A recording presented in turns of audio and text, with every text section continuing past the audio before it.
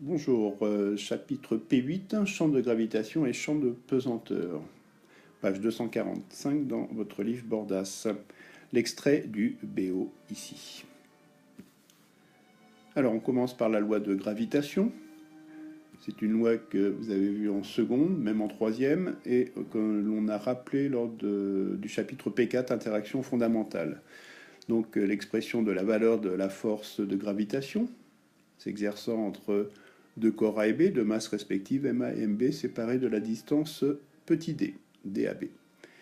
Alors c'est une loi qui est valable pour les corps ponctuels ou bien les corps à répartition de masse à symétrie sphérique. Alors, corps ponctuels, eh bien ce sont des corps qui ont des dimensions très petites devant la distance qui les sépare. Et les corps à répartition de masse à symétrie sphérique, la Terre peut être considérée comme cela, eh bien, à une distance donnée du centre de symétrie, la masse volumique de l'objet est toujours la même. Petit 2, le champ de gravitation.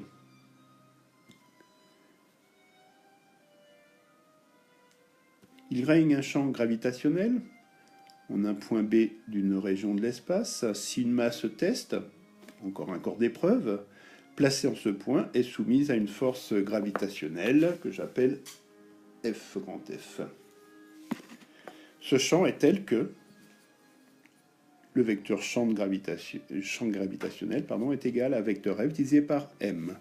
Donc en valeur, on a la valeur du champ gravitationnel égale à F sur M. Un schéma. Donc en A, la masse grand M qui crée le champ. À une distance petit d, la masse test en B, au point B. Donc la force qui s'exerce sur B et le champ de gravitation en ce point.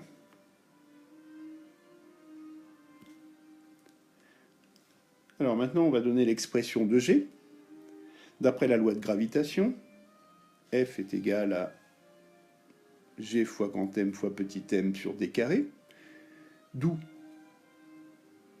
GB égale à G fois grand M sur d carré en simplifiant par petit m. Maintenant, les caractéristiques du vecteur champ de gravitation. Une direction, celle de la droite AB, donc qui joint les centres des deux corps en interaction, le sens de B vers A, et la valeur qui est celle-ci. Elle est exprimée en newton par kilogramme. Alors G est un vecteur radial et centripète. Eh bien, il suffit de dessiner les lignes de champ.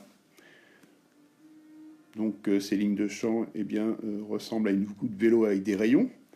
Ces rayons, on dit que G est radial et centripète puisque dirigé vers le centre.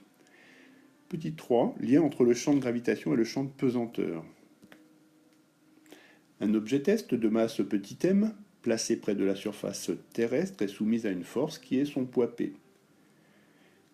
Il existe donc au voisinage de la Terre un champ de pesanteur défini par G, petit g ici, égale le vecteur poids sur petit m, masse, test.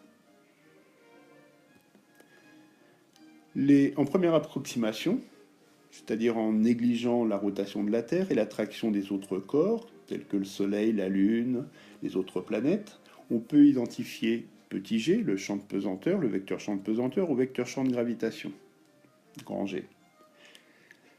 Les caractéristiques du vecteur champ de pesanteur, la direction, c'est celle de la verticale du lieu, puisque la Terre est ronde, donc en Chine, ils n'ont pas la même verticale que nous. Donc on définit la verticale du lieu à l'aide d'un fil à plomb. C'est un fil avec une pierre au bout. Le sens vers le bas et la valeur petit g égale à grand G fois grand M sur RT carré, en newton par kilogramme ou bien en mètres par seconde carré. Ça correspond à l'accélération de la pesanteur. G dépend du lieu. À Paris, sa valeur est de 9,81 newton par kilogramme. Vous pouvez aussi calculer la valeur moyenne de G en remplaçant M par la masse de la Terre. Le rayon terrestre est environ 6380 km, exprimé en mètres, attention. Donc ça veut dire à la surface de la Terre, altitude 0. et G, la constante de gravitation. Et vous trouvez une valeur voisine de 9,8. Petit 4, champ de pesanteur local.